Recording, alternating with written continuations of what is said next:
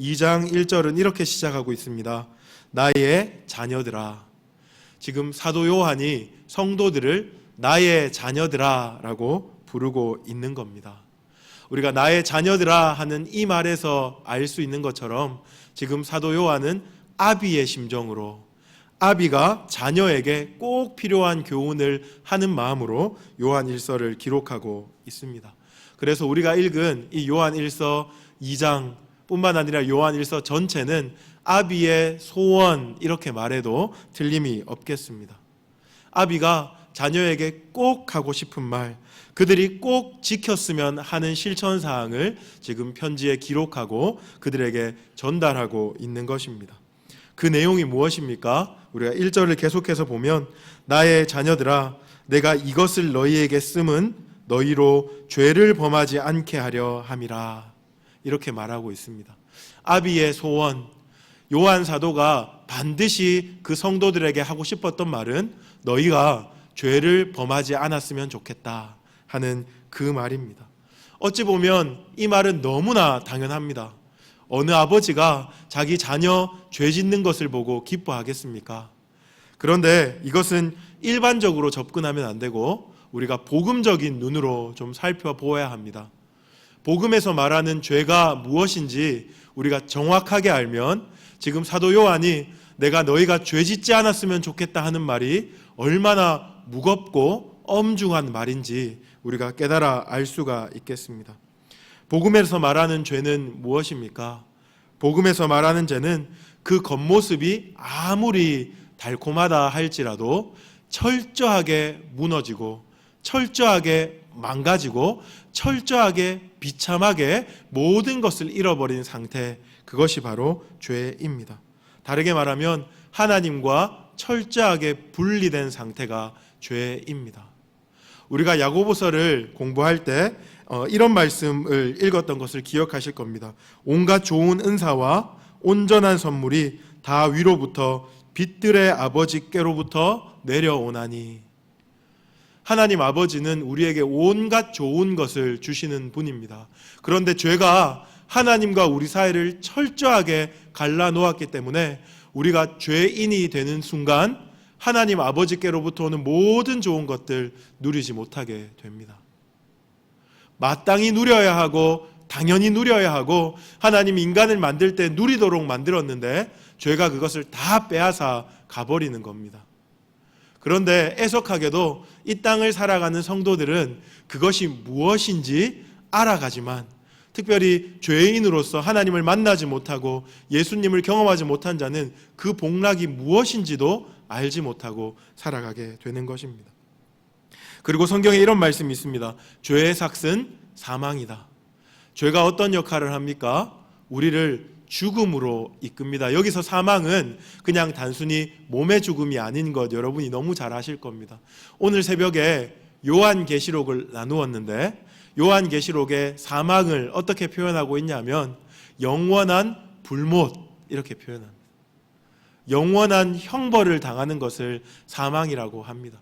죄는 빛들의 아버지로부터 오는 온갖 좋은 것들을 누리지 못하게 할 뿐만 아니라 영원한 형벌, 영원한 사망에 들어가게 하는 것이기 때문에 지금 사도 요한이 너희들이 죄를 짓지 않았으면 좋겠다. 너희들이 죄를 범하지 않았으면 좋겠다. 그 죄의 치명적인 것을 사도 요한은 너무나 잘 알고 지금 그의 아들 된 성도들에게 교훈하고 있는 겁니다. 진심으로 아비된 마음으로 정말 하지 말았으면 좋겠는 그 마음으로 말하고 있습니다. 계속해서 본문을 한번 보십시다. 이렇게 말하고 사도 요한은 어떻게 말하고 있냐면 만일 누가 죄를 범하여도 라고 1절에 연결해서 말하고 있습니다. 만일 누가 죄를 범하여도, 이것은 얼핏 보면 조건문인 것 같습니다.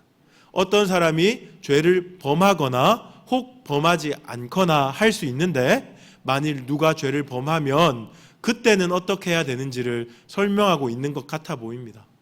하지만 우리가 죄의 속성, 아니요 인간의 속성을 제대로 안다면 만일 누가 죄를 범하거든 하는 말은 필연적으로 인간은 죄를 범할 수 밖에 없는데 라는 말로 바꾸어서 이해할 수 있겠습니다. 사도 요한은 죄의 치명적인 그 안 좋은 점을 잘 알고 있었지만 또 한편으로 인간이라면 누구든지 죄를 지을 수밖에 없다 하는 것도 분명히 알고 있었습니다.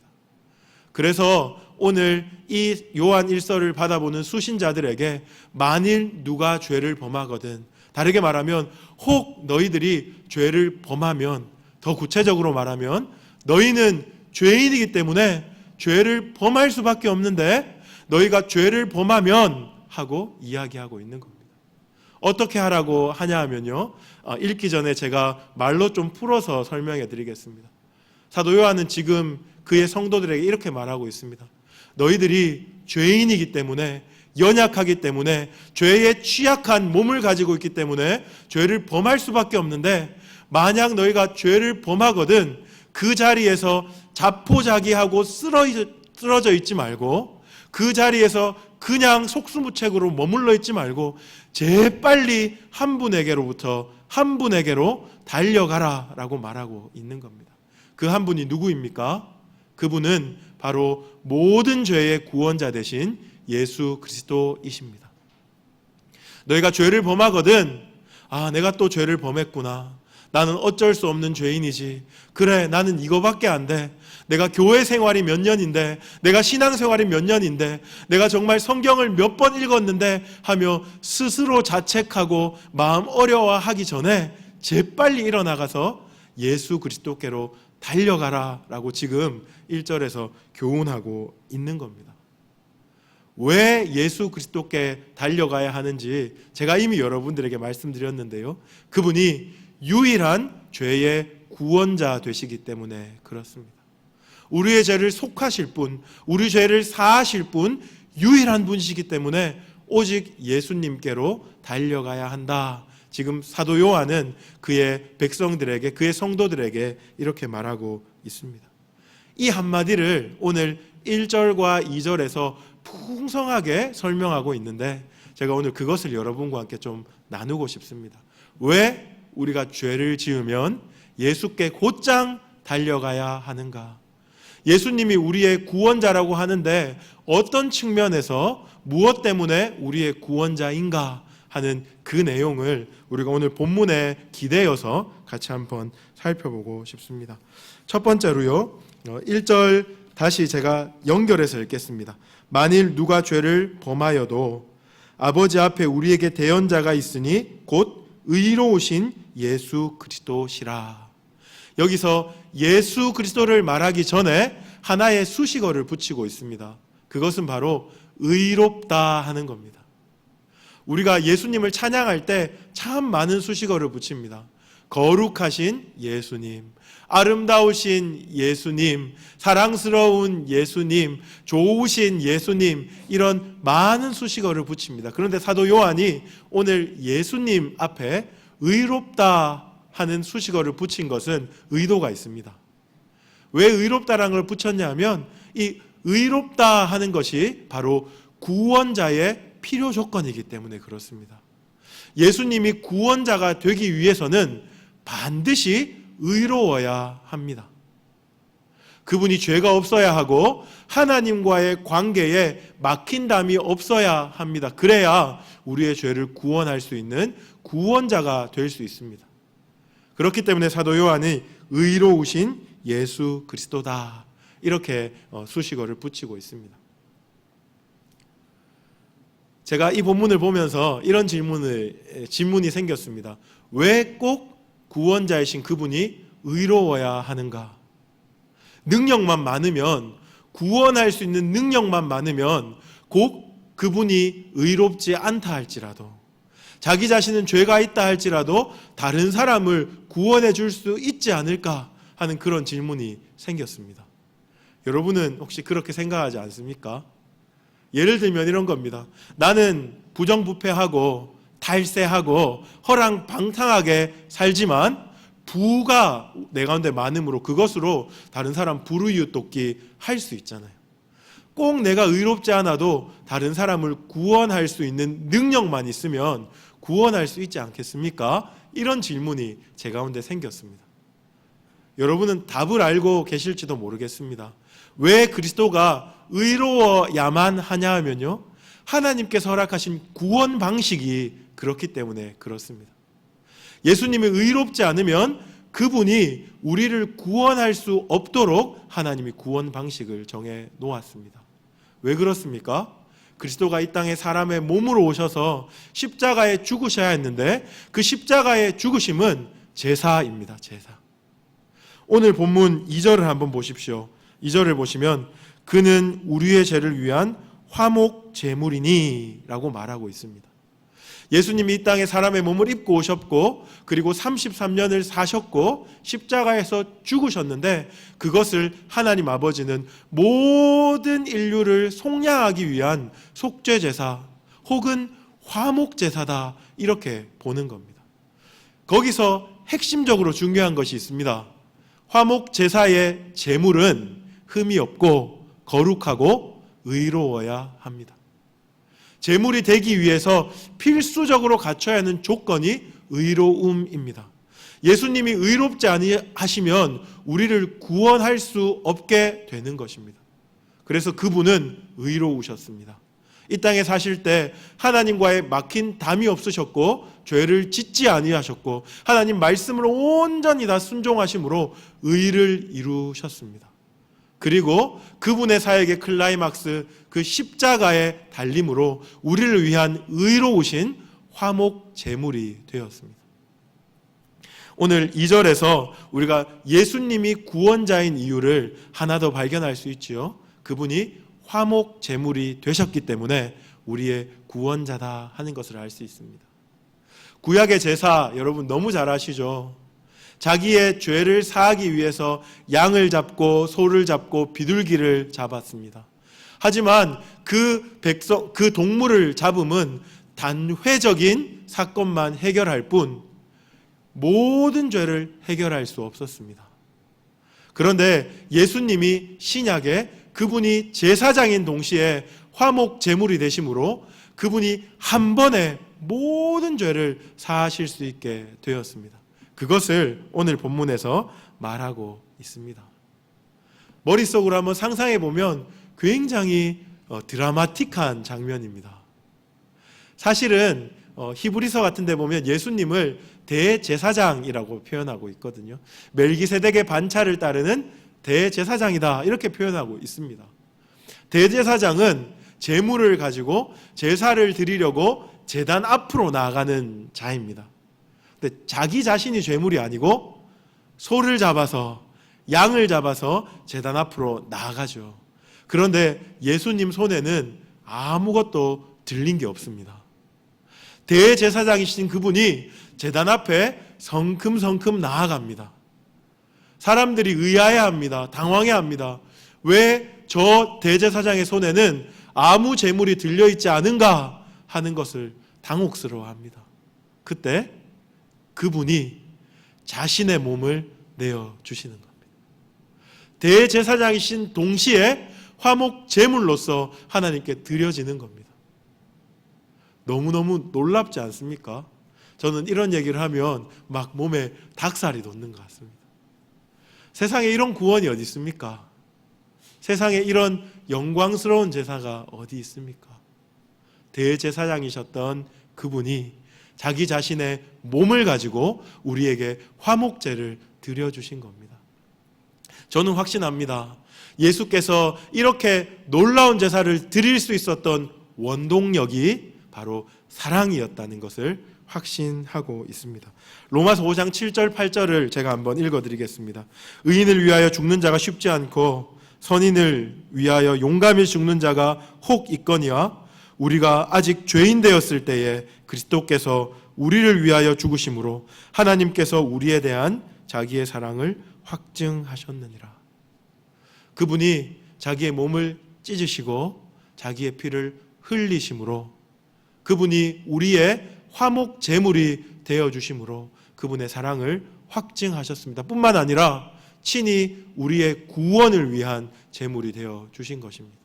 그분은 우리의 구원의 보증이 되셨습니다. 의로우신 분 그리고 화목 제물이시기 때문에 그분이 우리의 구원자다 하는 것을 살펴보았는데요. 한 가지만 더 보기를 원합니다. 1절에 제가 의로우신 읽기 전에 하나를 더 읽어드렸습니다. 무엇인고 하면 누가 죄를 범하여도 아버지 앞에서 우리에게 대언자가 있으니, 대언자라는 것을 읽어드렸습니다. 마지막으로 예수님이 우리의 구원자 되실 수 있는 까닭은 그분이 우리의 대언자이시기 때문에 그렇습니다. 혹시 좋은 성경을 가지고 있으신 분들은요, 각주가 달려 있을 겁니다. 대언자 밑에 뭐라고 각주가 달려 있습니까? 보혜사라고 혹 적혀 있는 성경이 있지요, 그렇죠? 대언자와 보혜사는 헬라어가 똑같습니다. 파라클레토스라는 헬라어가 같습니다. 우리가 보혜사라고 할 때 성령께서 우리를 탄식하며 우리를 위하여 기도하고 계신다 할 때 로마서에서 보혜사라는 것을 보았습니다. 오늘 대언자도 똑같은 의미입니다.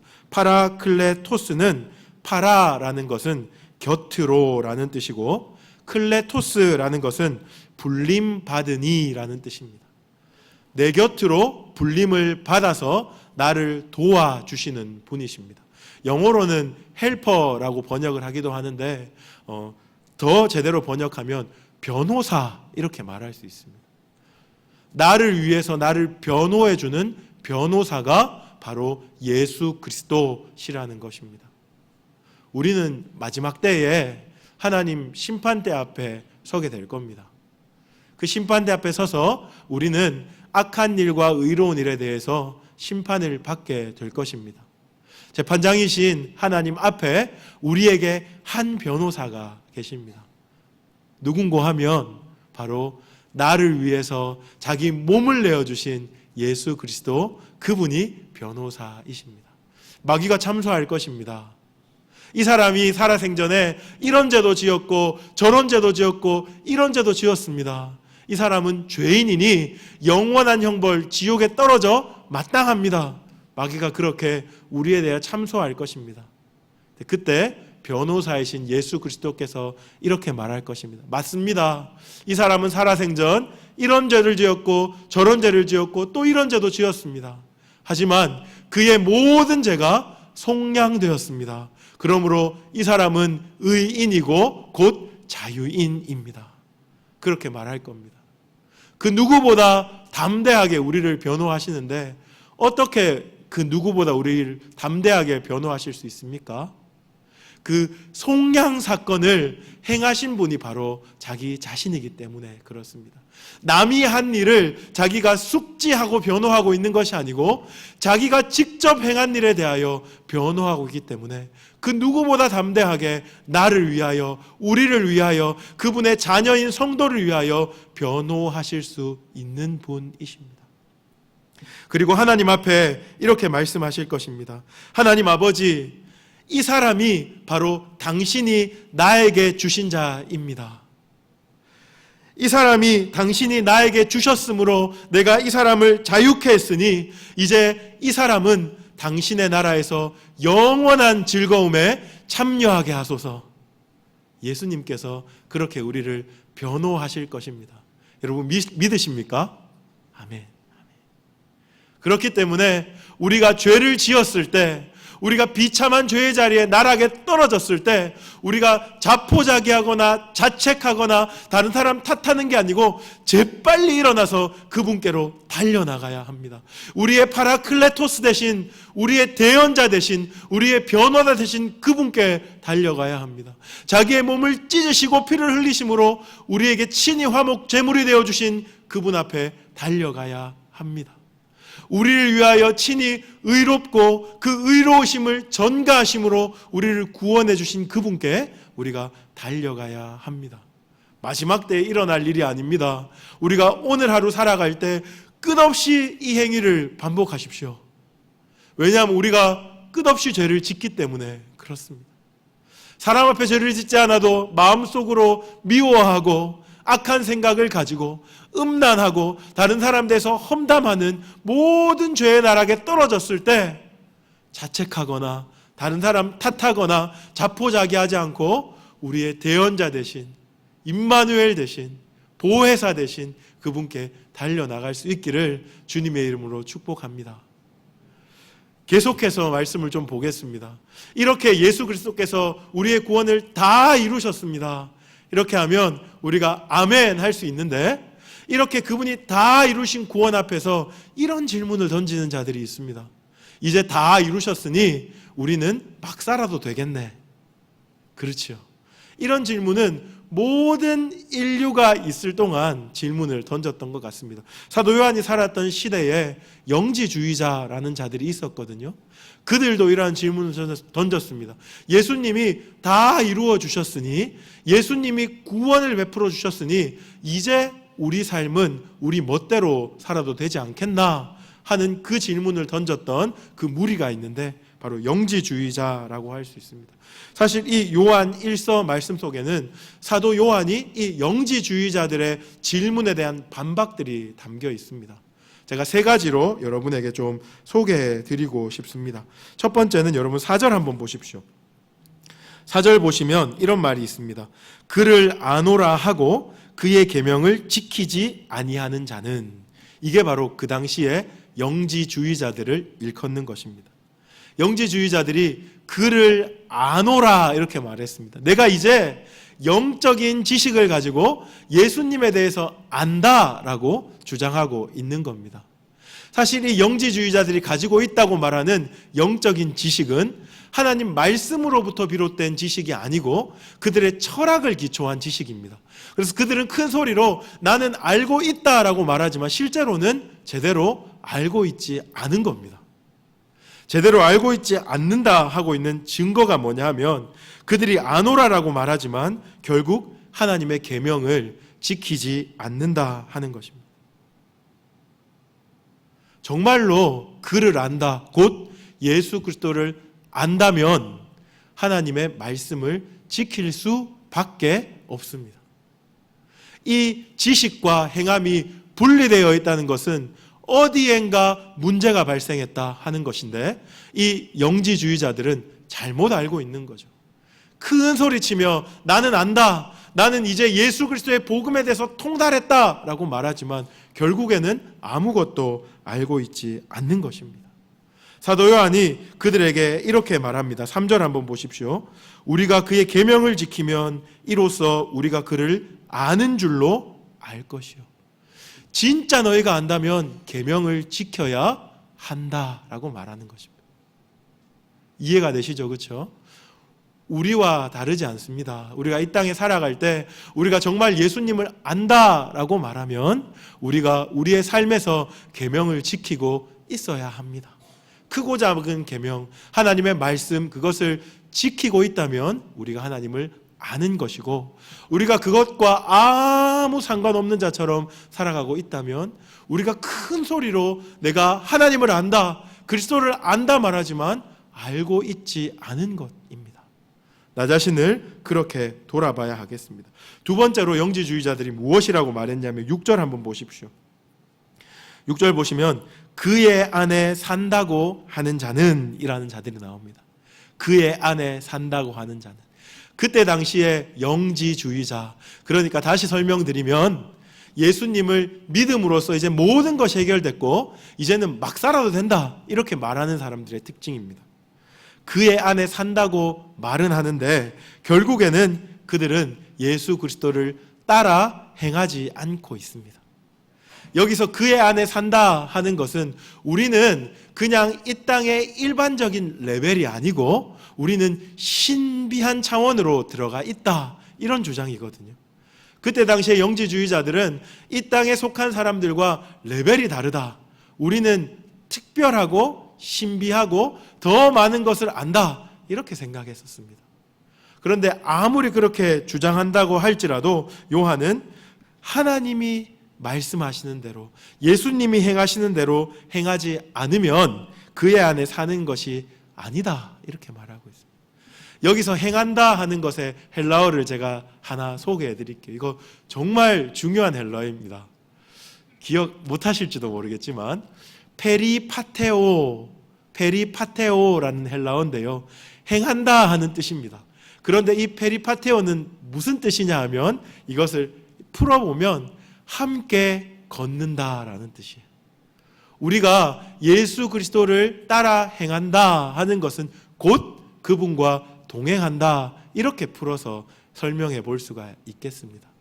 우리가 그의 안에 산다라고 말하려면 어떻게 해야 된다고요? 그와 함께 동행해야 한다 하는 것을 사도 요한이 말해주고 있습니다. 그런가 하면 마지막 세 번째로요, 9절 한번 보십시오. 9절에 영지주의자들이 주장하는 바는 빛 가운데 있다 하는 겁니다. 우리가 빛 가운데 있다라고 영지주의자들이 주장합니다. 그들이 영적인 차원의 지식을 가지고 있으므로 자신들이 모든 지혜로운 일에 통달했기 때문에 우리가 다른 차원에 살고 있다, 이렇게 말하는 것, 그의 안에 산다 하고 거의 비슷한 의미입니다. 빛 가운데 있다라고 말하고 있지만 사도 요한이 무엇이라고 말하냐면, 너희가 빛 가운데 있다 하면서 그 형제를 미워하는 자는 지금까지 어둠에 있는 자다, 이렇게 말하고 있습니다.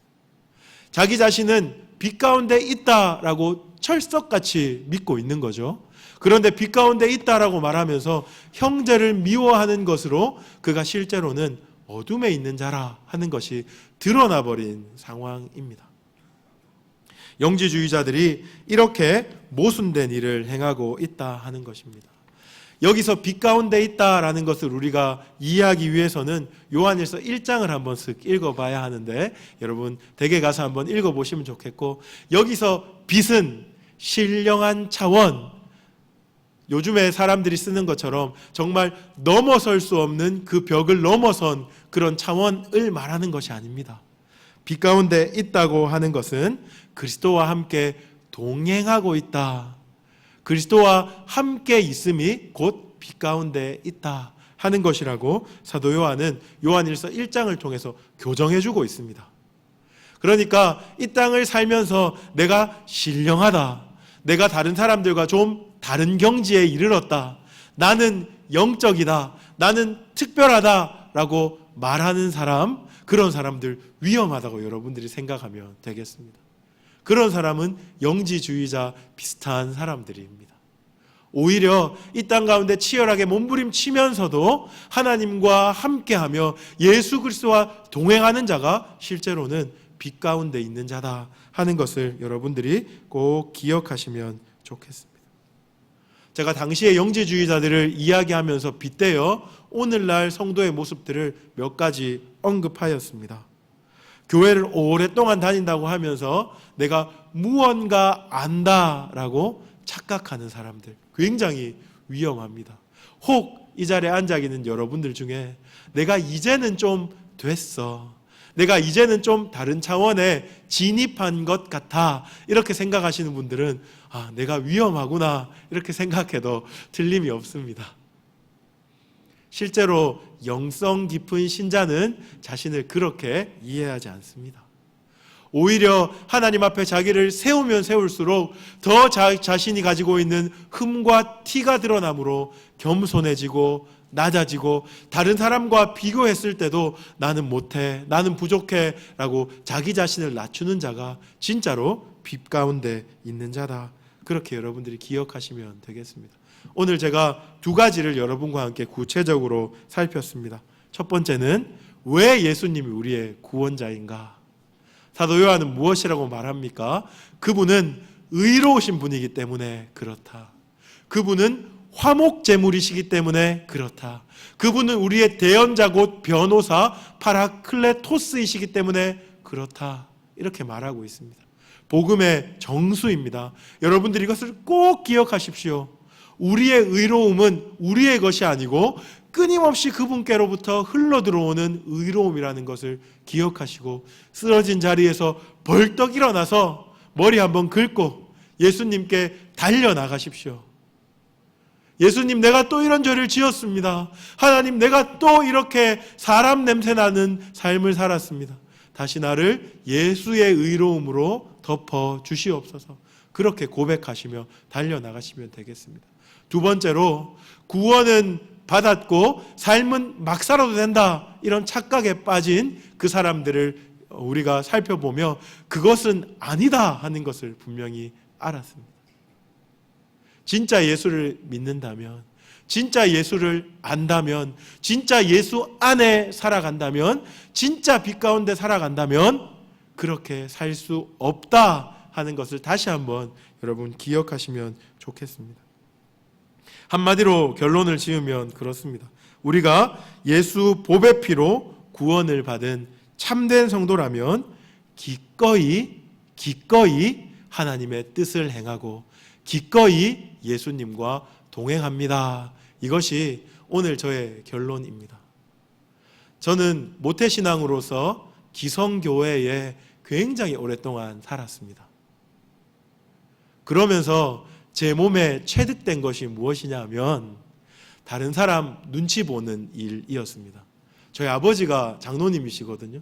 저희 어머니가 권사님이십니다. 장로의 아들로, 권사의 아들로 교회에서 어떻게 행하고 어떻게 살아야 하는지 답이 나와 있는, 혹 여러분 자녀들이 그렇지 않습니까? 제가 그렇게 살았습니다. 신앙생활은 무거운 짐이었고요, 다른 사람에게 잘 보이기 위한 요식 행위였습니다. 자꾸 그렇게 살다 보니까 교회에서는 이렇게 행하고 또 세상에서는 저렇게 행하고 자꾸 이분법적으로 나눠지더라고요. 근데 그 찰나에 제가 복음을 만났습니다. 복음이 무엇인 줄 아십니까? 복음은 바로 기꺼이라는 말 속에 들어가 있었습니다. 복음을 살펴보니, 예수를 제대로 믿는 사람들을 보니 그들이 교회 생활을 하는데, 그들이 예수님 말씀을 따라 행하고 하나님 뜻을 행하는데 어떻게 행하냐 하면 마지못해서가 아니고, 눈치 보이기 때문에가 아니고, 해야 되기 때문이 아니고, 책임감 때문이 아니고 기꺼이 행하더라는 거죠. 깜짝 놀랐습니다. 제가 복음을 살아가는 자들을 실제로 만나고 접하며 그 기꺼이라는 말 때문에 너무 놀랐습니다. 그리고 이렇게 하나님 앞에 구하기 시작했습니다. 진짜 복음의 능력이 그것입니까? 정말 예수 믿는 것이 그것입니까? 그렇다면 저도 예수님 믿기 원합니다. 그렇게 여러분 살아보셨지요? 그렇게 살고 계시지요? 제가 그러면서 인생이 완전히 바뀌어버렸습니다. 제 삶을 이끄는 단어가 있다면 마지못해서, 어쩔 수 없어서, 체면 때문에, 책임감 때문에가 아니고 기꺼이, 모든 일에 있어서 예수 그리스도를 믿기 때문에 기꺼이 즐거움으로 하는 거예요. 힘에 지나도록 교회를 섬기면서도 다른 사람이 걱정합니다. 왜 그렇게 균형 없는 삶을 사냐고, 왜 그렇게 교회 중심으로 사냐고. 그것을 해답할 수 있는 한 가지 단어가 제 속에 있었는데, 내가 좋아서, 기꺼이입니다. 지금 사도 요한은 이 소아시아 교회에 있는 백성들에게 복음을 말해주면서 결국 이것에 대해서 말해주고 싶은 겁니다. 기꺼이 계명을 지키는 자, 기꺼이 페리파테오, 예수님과 동행하는 자들, 그들이 참된 성도다 하는 겁니다. 여러분, 이 저녁에 이것을 좀 기도하십시오. 하나님, 내 속에 기꺼이가 사라져 버렸습니다. 언제부턴지 모르겠는데 하나님, 내가 교회 생활을 열심히 하고 있고 내 삶의 중심은 교회인데 그럼에도 불구하고 기꺼이가 사라져 버렸습니다. 그것은 성도의 삶이 아니고 성도 가면 쓴 삶입니다. 여러분, 절대로 그렇게 하면 하나님 영광 받지 못하십니다. 내 가슴을 찢고 옷을 찢고 제 위에 서서 통회하고 자복한다 할지라도 이 기꺼이를 회복하지 않으면 더 이상 복음은 우리와 전혀 상관없는 것입니다. 기억하시며 이 저녁에 하나님 앞에 적나라하게 나 자신을 내어놓고 그 기꺼이를 회복하시는 여러분 되시기를 주님의 이름으로 축복합니다. 제가 한번 기도하겠습니다. 하나님 아버지,